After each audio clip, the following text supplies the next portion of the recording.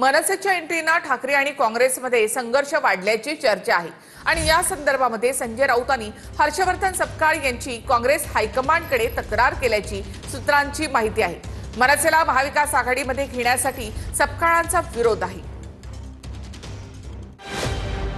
मनसेच्या मवियात एंट्रीवरून ठाकरे काँग्रेसमध्ये संघर्षाच्या बातम्या येत आहेत। काँग्रेसला मनसे मवियात नको असल्याच्या राजकीय वर्तुळात चर्चा आहे।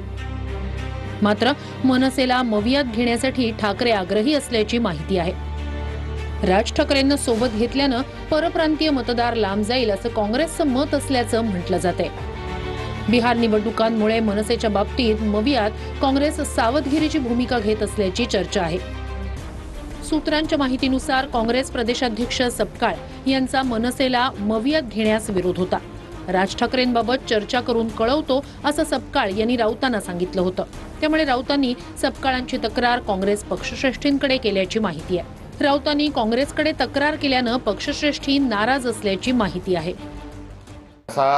कुठलाही तक्रारीचा सूर या प्रकरणामध्ये नाही।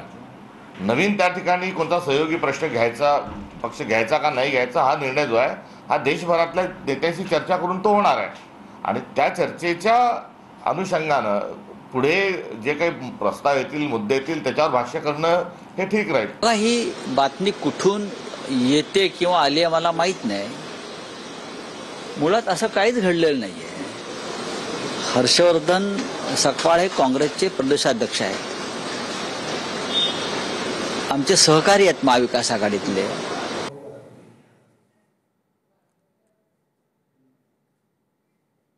माहित पडलेलं आहे की काँग्रेसचे जो शीर्ष नेतृत्व आहे त्यांना असा काहीतरी निर्णय घेतलेला आहे की जोपर्यंत बिहारच्या निवडणुका आहेत तोपर्यंत अधिकृतपणे मनसेला एमव्हीए मध्ये घेण्याच्या निर्णयाची घोषणा करू नका। एकदा बिहारच्या निवडणूक झाला त्यानंतर तुम्ही अधिकृतपणे घोषणा करू शकता। राजसाहेब ठाकरे यांना आघाडीत घ्यायचं की नाही याची परवानगी जर सोनिया गांधींकडे घ्यावी लागते, एवढी लाचारी कशासाठी? उद्या तर ओएसी यांना आघाडीत घ्या त्याची सुद्धा परवानगी मागण्याकरता सोनिया गांधींचे उंबरठे झिजवतील।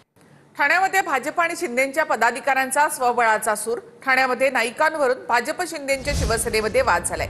ठाण्यामध्ये सेनेच्या बैठकीमध्ये एकला चलो रेचा नारा दिल्याची माहिती सूत्रांकडून मिळते।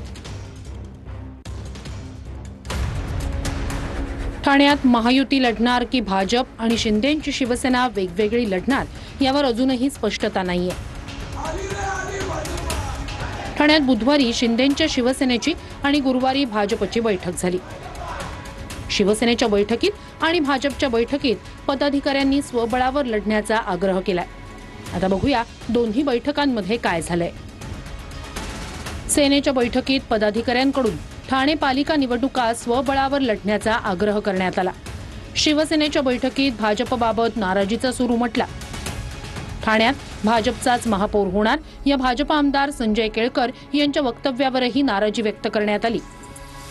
विकास कामांमध्ये भाजपचे काही पदाधिकारी अडथळे आणत असल्याची तक्रार करण्यात आली।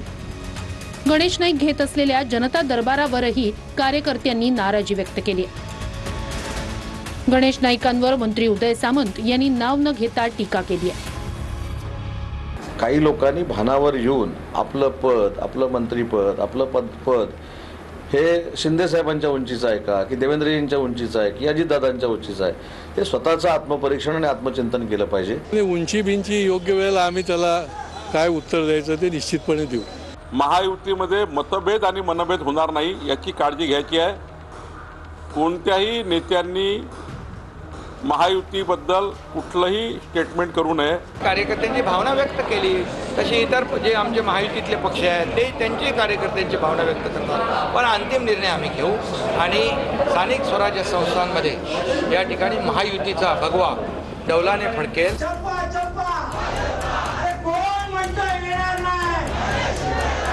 भाजपच्या बैठकीत अबकी बार 70 पारचा नारा देण्यात आला।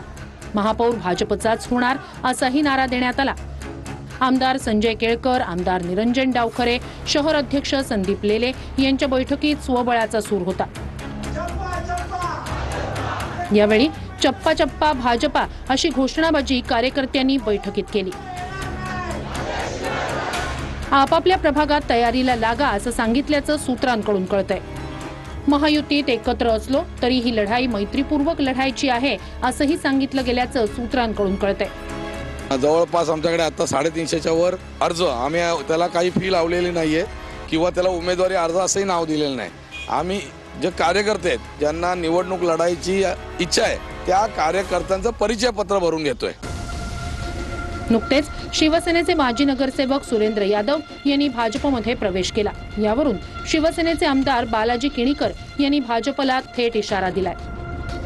त्यांचे काही नगरसेवक आमच्याकडे आले होते, पण आम्ही युतीधर्म पाळला होता आणि त्यांना प्रवेश दिला नव्हता। परंतु आम्ही सांगू इच्छितो की आमच्याकडे ही भाजपची पहिली मोठी यादी आहे, आम्ही ॲक्शनला रिॲक्शन देऊ शकतो। बालाजी किणीकर यांना मला फक्त सांगायचं आहे की तुम्ही देवाभाऊंच्या नेतृत्वावर विश्वास ठेवा, तुम्ही एकनाथजी शिंदे यांच्या नेतृत्वावर विश्वास ठेवा। तुम्हाला निश्चितपणे सांगतो की येणाऱ्या काळामध्ये आम्ही महायुती म्हणूनच एकत्र लढू।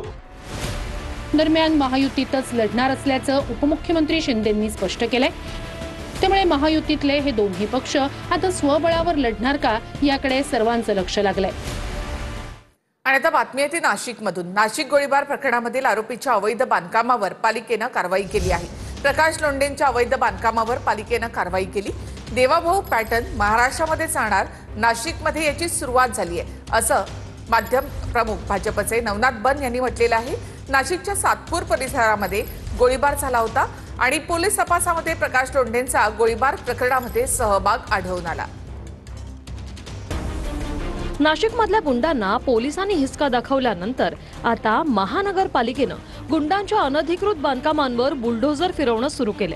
ITS सिग्नल भागात नंदिनी नदीच्या पूररेषेत जी अनधिकृत बांधकामं उभी राहिलीत त्यांच्यावर हातोडा मारला जातोय।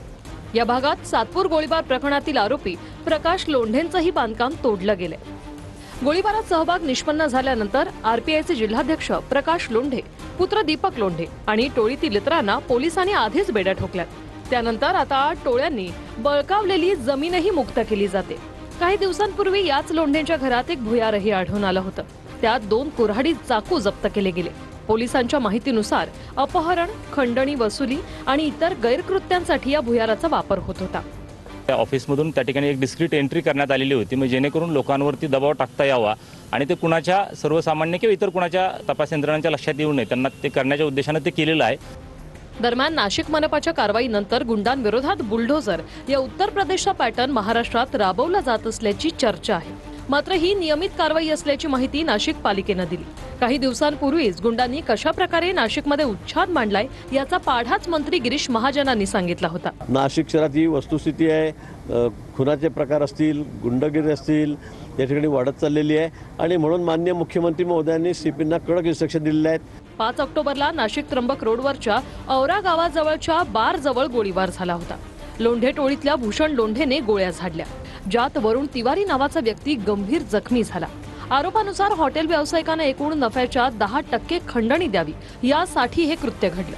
त्या प्रकरणात माजी नगरसेवक प्रकाश लोंढेंसह इतर जण अटकेत आहेत। मात्र भूषण लोंढे फरार झालाय। एका बाजूला नाशिक पोलीस गुंडगर्दीला चाप लावतायत आणि दुसरीकडे अनधिकृत बांधकामांवर पालिका टाच आणत असल्यानं नाशिककरांनी कारवाईचं कौतुक केलंय। महाराष्ट्रामध्ये जिथं जिथं गुंडगिरी असेल, जिथं जिथं अशा पद्धतीचं अनधिकृत अतिक्रमण असेल त्या ठिकाणी देवाभाऊंचा बुलडोझर निश्चितपणे चालणार आहे। रोहित पवार यांनी पत्रकार परिषदेमध्ये डोनाल्ड ट्रम्प यांचा आधार कार्ड दाखवलेला आहे। त्याचबरोबर डोनाल्ड तात्यांप्रमाणे नको त्या अनेक लोकांनी आधार कार्ड काढलं असेल असा आरोपही यावेळी रोहित पवार यांनी केला। विधानसभा इलेक्शन नंतर सुद्धा मोठ्या प्रमाणात मतदार वाढले आहेत आणि ते अशाच पद्धतीने तात्या डोनाल्ड तात्या जसं इथं एक सिटीजन झाले, त्यांनी आधार कार्ड काढलं, तसं अशा अनेक नको त्या लोकांचं सुद्धा आधार कार्ड काढलं गेलं असेल, त्यांचं वोटर ID रजिस्ट्रेशन तिथं झालं असेल आमचं BLOच्या मदतीने, असं आमचं स्पष्ट मत आहे। अचानक वाढलेले मतदार हे होते कुठले, कसे आले, कुठून आले, ही माहिती आम्ही तिथं मागितली। खास करून 31 ऑक्टोबर 31 ऑगस्ट नंतर वाढलेले, म्हणजे एका महिन्यात जे वाढले त्याच्यावर आम्हाला आक्षेप घेता येत नाही, याची माहिती आम्हाला लेखी स्वरूपात स्पष्टपणे इलेक्शन कमिशनली दिली पाहिजे. तर कोल्हापुरात गोकुळ दूध संघाचं वातावरण तापल्याचं चित्र पाहायला मिळालं. गोकुळ विरोधामध्ये दूध संस्था प्रतिनिधींसह दूध उत्पादक सुद्धा आक्रमक झाले. यावेळी आंदोलकांनी गाई म्हशी घेऊनच गोकुळच्या कार्यालयामध्ये शिरण्याचा प्रयत्न केला. आंदोलनाच्या दरम्यान पोलीस आणि आंदोलकांमध्ये झटापट धक्काबुक्की सुद्धा झाली. कोल्हापूरमध्ये गोकुळ दूध संघाचं वातावरण त्यामुळे तापलं. दूध उत्पादक शेतकरी या ठिकाणी आपले गाई म्हशी घेऊनच या ठिकाणी दाखल झाले होते.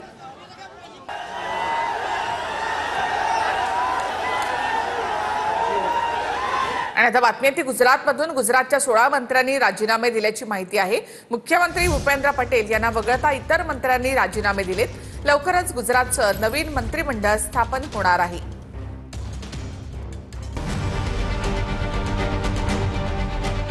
गुजरात सरकारमधल्या 16 मंत्र्यांनी राजीनामा दिल्यामुळे राजकीय वर्तुळामध्ये विविध चर्चा सुरू झाल्यात.